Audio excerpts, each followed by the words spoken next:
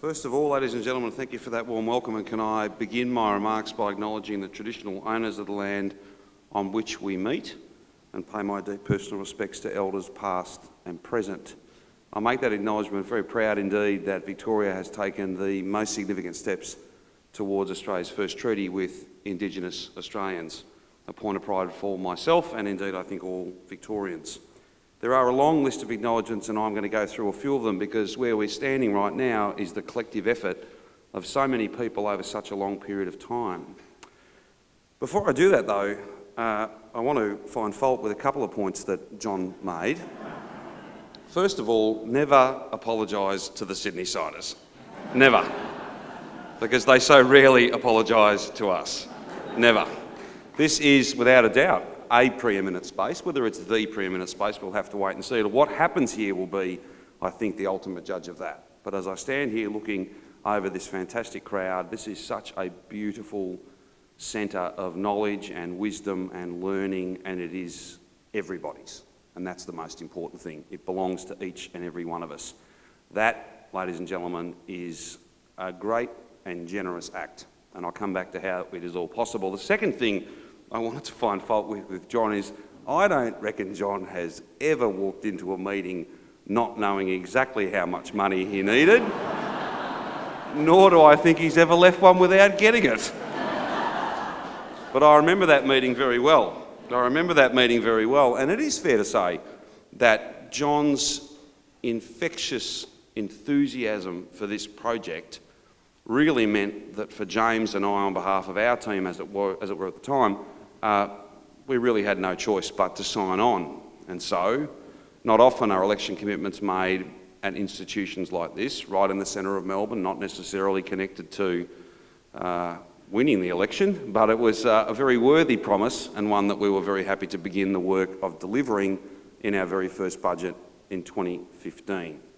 Now, there are many people here that I want to acknowledge. Of course, our fantastic Governor, Her Excellency Linda Dessau, Tony Howard as well, former Governors Sir James Gobbo and Lady Gobbo.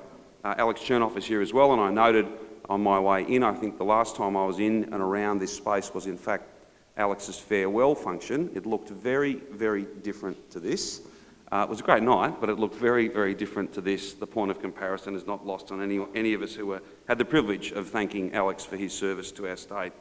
Former Premiers John Cain and Nancy Cain, Jeff Kennett is here, Steve and Terry Bracks as well, to other parliamentary colleagues, of course, led by, I think, Australia's best Minister for the Arts / Creative Industries, my good friend Martin Foley, who is not only the Minister for the Creative Industries, but indeed has the really significant responsibility as Victoria's Minister for Mental Health. The first Royal Commission report was released last week, and again, Victoria, ladies and gentlemen, is always at its best when we are leading, and whether it be in supporting our cultural and creative institutions and endeavours, critical thinking, the pursuit of knowledge, and really important social and economic reform, such as a mental health system that actually works and saves and changes lives. I think the point is well made that we are always at our strongest, always flying highest when we are leading our nation. And on your behalf, I thank Martin for the work that he's done and will continue to do. John Wiley, I've mentioned. John is a good friend and someone who every Victorian should be proud of. Miriam really does, it's really Miriam. That's the real key. That is the real key, and he was wise to thank her on behalf of the family and not take any credit whatsoever for himself. Kate Tawney. Kate is someone who has had the great fortune in her professional life to play many significant roles. But on behalf of all Victorians, Kate, there's no more role more significant than this one. And we thank you for your leadership and for the team that you drive to such amazing achievements. Please give Kate a big round of applause.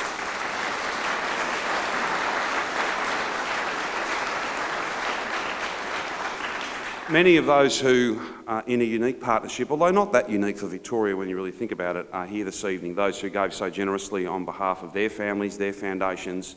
I want to thank each and every one of them. Of course, it's appropriate to single out Lady Potter and Charles Good from the Ian Potter Foundation. This is such a significant bequest of such a significant and generous act. It comes as part of many other generous acts that have made this redevelopment possible. But given that this space will be, from now on, the Ian Potter Queen's Hall here at the State Library, it's appropriate to single out the Potter Foundation for their very generous support. Please give them a big round of applause.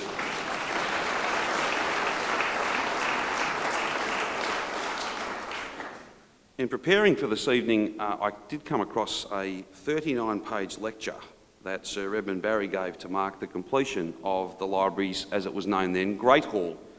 And I'd now like to read each and every word of that to you. No. I won't do that. But what I will do is read another important set of remarks that Sir Edmund Barry made a bit later on, indeed at the opening of this particular facility.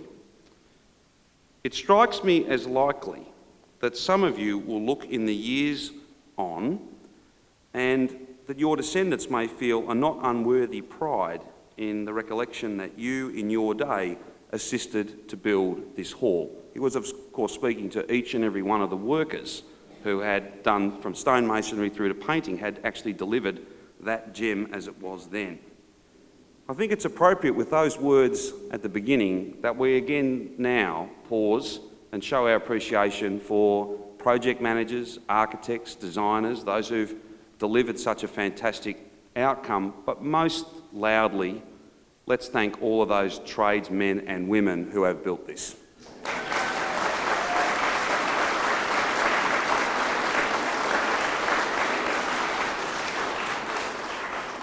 John made some comments toward the end of his remarks about truth and about the modern world.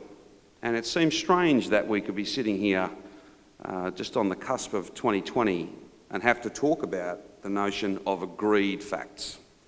But that is the world that we live in today. And with technology and with travel and with affluence, the world gets smaller each and every day. And that in many respects is a good thing. But I think it also sends us a message that never, at any time, have big ideas been so important. And a place like this is about learning and knowledge. It's about debate and discussion. It's about questioning and challenging. But it's also about that benchmark, that set of certainties that are equally important, and I'd argue perhaps more important than they have ever been. The democratic nature of this institution, the inclusive values that define it, and now, not just restoring a space to its former glory, but reimagining that space in a modern context with technology, with a public program profile, a set of programs that really will set us apart. Many of you, I'm sure, as I was, were at the NGV Gala on Saturday night, and we talked about Australia's most visited gallery. Tonight, we're here in a tux, in less than, 3 days later, talking about the most visited public library in our nation. There's a theme here. We do this better than anyone else. And for that, we should all be very grateful and very proud. It is a privilege to think that our government was able to invest $60 million and in that uniquely Victorian way partner with so many generous Victorians, those who know and understand that their success is lifted even higher if they share it with others. I want to thank each and every one who has been a partner in this project. The generosity of those who are seated at the front here is well known and well understood, not just for this project, but for literally hundreds and hundreds more. That is a uniquely Victorian thing. Philanthropy is stronger, more generous, more vibrant, more innovative in our state than any other part of our country. This is a great project, a great outcome, a fantastic institution, and one that I dare say has never looked better. Now, before I do the magic words, John, typical, most of this week, and indeed a bit of last week, has been very keen for me tonight to announce some enormous amount of additional funding to run lots more programs in this new space. The Treasurer would be most offended if I were to do that. What I will say is this though, we haven't partnered with so many generous people to build this amazing space, to have it simply look beautiful. The true beauty, the quality out of this will come from the work that's done within it, the programs that are run within this space and indeed the broader library redevelopment. And I give you my commitment, John, we'll work very closely with you as we lead into next year's state budget, and we will come up with a plan to grow and expand the work that is done here at the State Library of Victoria. And if it's all the same to you, whatever number we get, please don't tell them you should have asked for more.